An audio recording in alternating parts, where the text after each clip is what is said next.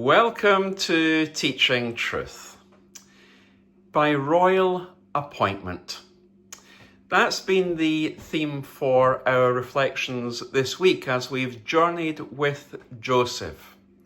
Journeyed with Joseph from his position in prison, behind bars, and journeyed with him to that place where he has been appointed in the royal court.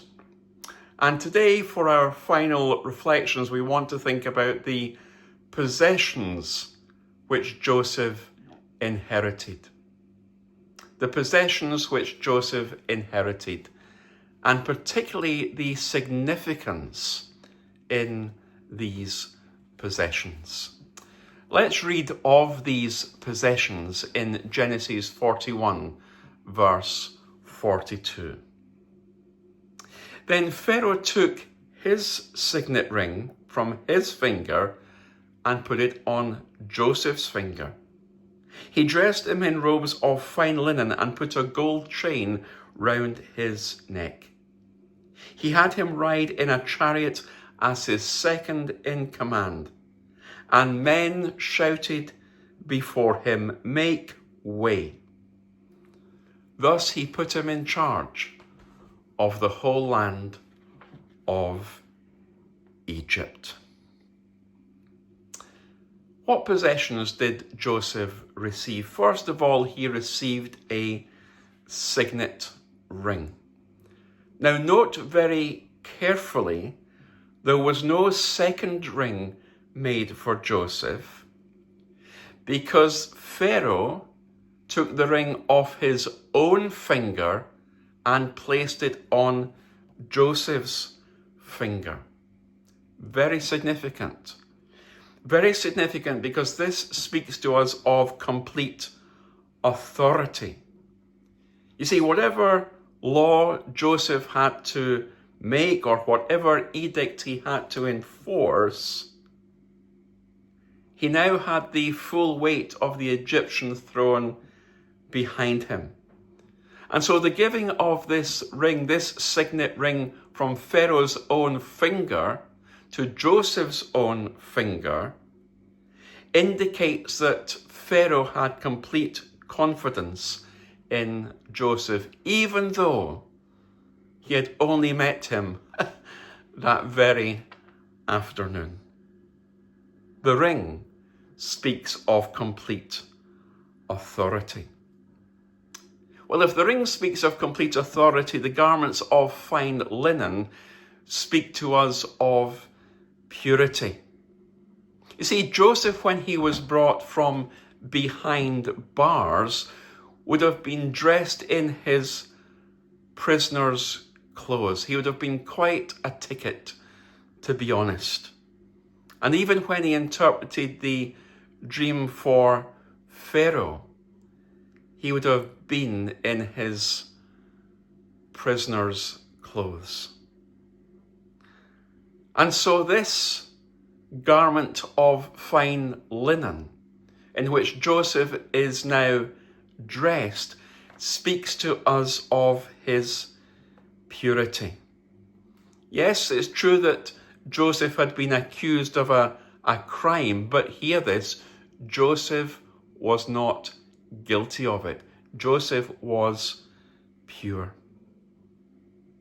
When Jesus was placed in the tomb, what was he wrapped in? He was wrapped in garments of fine linen. And so here we see the beauty and distinction that's shown to Joseph, a figure of the purity of our Lord Jesus Christ.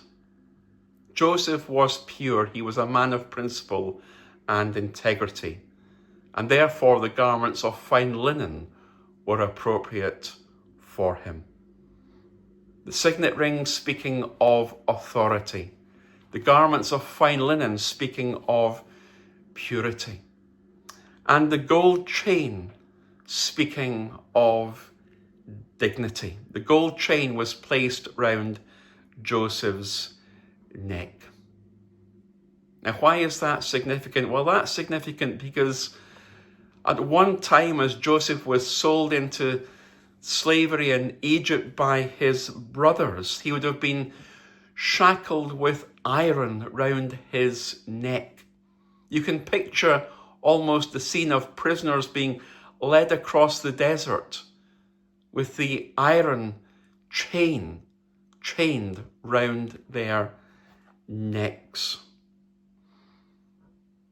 Joseph was once shackled with iron, but now he is being decorated, as it were, with a chain of gold. There was a dignity that was afforded and was being afforded to Joseph. Well, if the ring speaks of authority, and the garments of fine linen speak of purity, and the gold chain speaks of dignity, the second chariot which Joseph was given represents majesty. And this second chariot would be very important and essential from a very practical standpoint, because Joseph would need a chariot in those days to fulfill his responsibilities to travel around Egypt. Were Joseph living in our day, Joseph would be afforded one of the royal Bentleys to drive around the United Kingdom. Joseph had been given that privilege and given that possession. And so as Joseph travels around Egypt in the Egyptian equivalent of a royal Bentley, Joseph is given a second chariot. He is given a second chariot representing majesty. The ring speaking of complete authority. The garments of fine linen speaking of purity. The gold chain speaking of dignity. And the second chariot speaking of majesty. And the glory that is then given to Joseph by those as he travels. They bow down as he travels past them. We can only but wonder, I think, what others like Potiphar and his wife must have thought about this change in Joseph's status. But Joseph had been exalted by God. Joseph was exalted in the kingdom far above all others. Joseph had taken the low place for many years. And now Joseph was being revered and respected. Remember what Jesus himself said in Luke 14:11. He that humbles himself shall be exalted. Well, if there was ever a man who had humbled himself in Egyptian times, it was Joseph.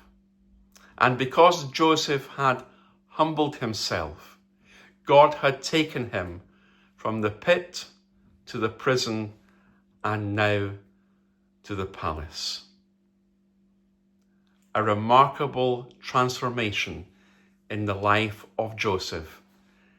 And that had only happened because of the royal appointment that God himself, the King of Kings, Majesty, had made upon Joseph's life. Join me next week in Teaching Truth as we continue to journey with Joseph through his life and through his ministry. God bless you.